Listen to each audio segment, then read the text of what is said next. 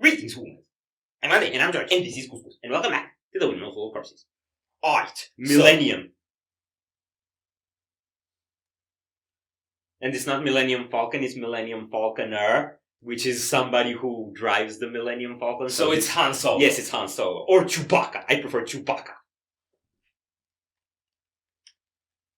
Although he's just on the Millennium Falcon doing absolutely nothing productive whatsoever. The color scheme is kind of Chewbacca-ish. Yes, because it's brownish. Okay. So, the reason we're reacting to this is because literally no one wants to react to this except for me, and I heard the song. In other words, I am psychologically abusing my brother by making him listen to songs he doesn't want to listen to. Yes. And he's also psychologically abusing you by making you listen to songs that you don't want to listen to. Yes. So, pay me for it. Pay me for it? Okay.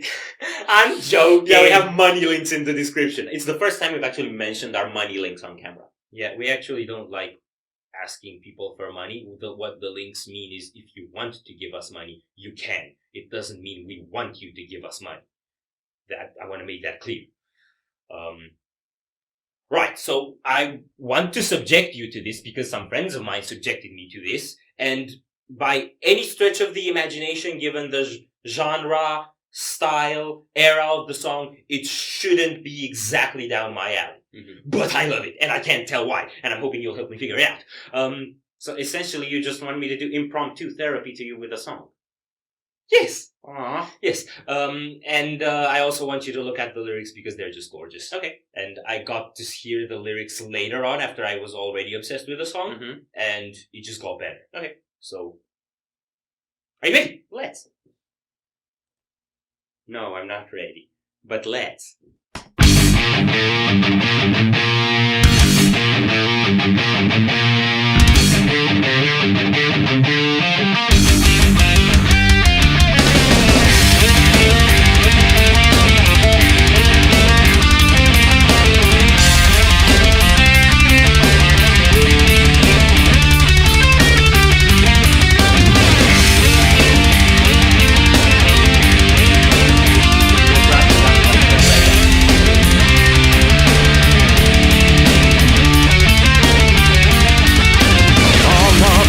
Of sweet tomorrow is cracking and fading away.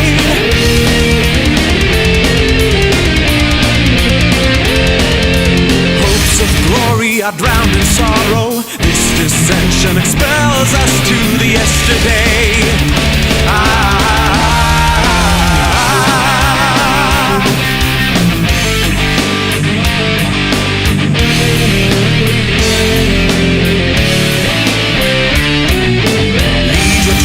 To your lust of pride, they'll fight so brave at heart.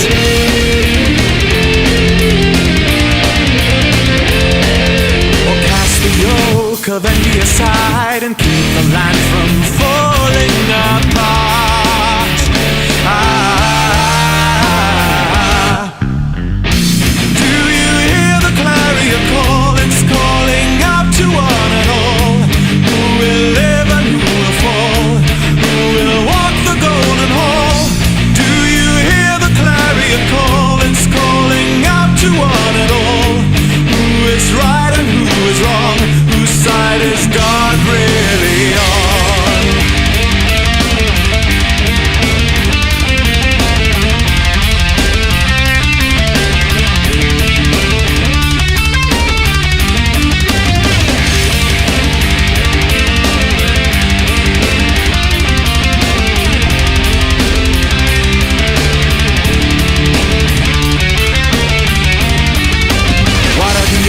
And treat us for as pretenders, yet look to the sky.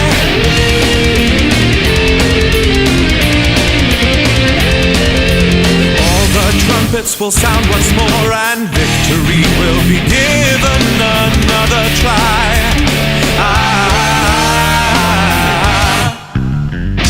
Do you hear the clarion call? It's calling out to one and all.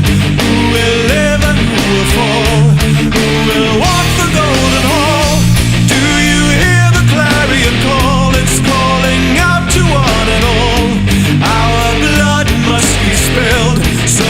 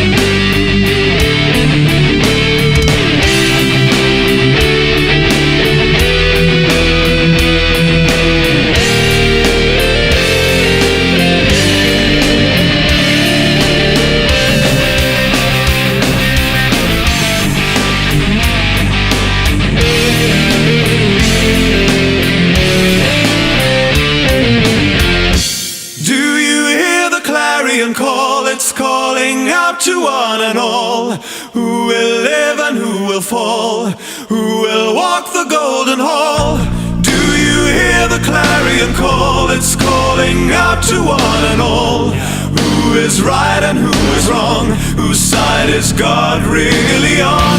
Do you hear the clarion call? It's calling out to one and all. Who will live and who will fall? Who will walk the golden hall? Do you hear the clarion call? It's calling out to one and all. Which side will finally prevail, while the other side will fail? How many pretenders can we endure? The land is bleeding, so not many more. Who may better the royal scepter sway? Questions you'll see at the end of the day.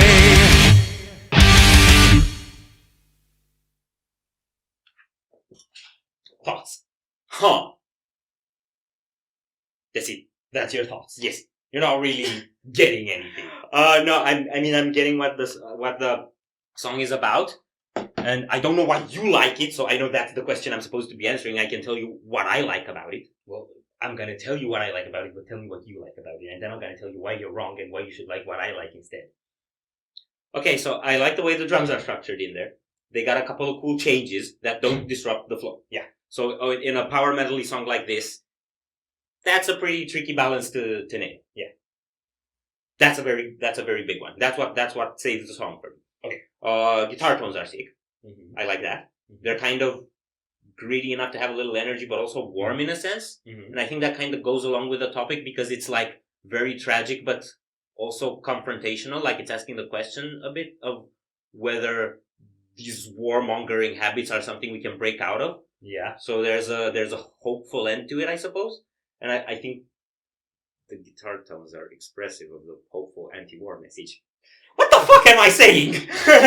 Okay, so it's, yeah. it's funny that you find it confrontational because to me it looks okay. So I've seen war-themed lyrics before, and if you look at Shadow of Intent, for example, Yes. at It's better. Elegy, I know you think that. Yes, yes. The approach is very furious, Yes. very angry, and it uses these really strong, violent words a lot of the times.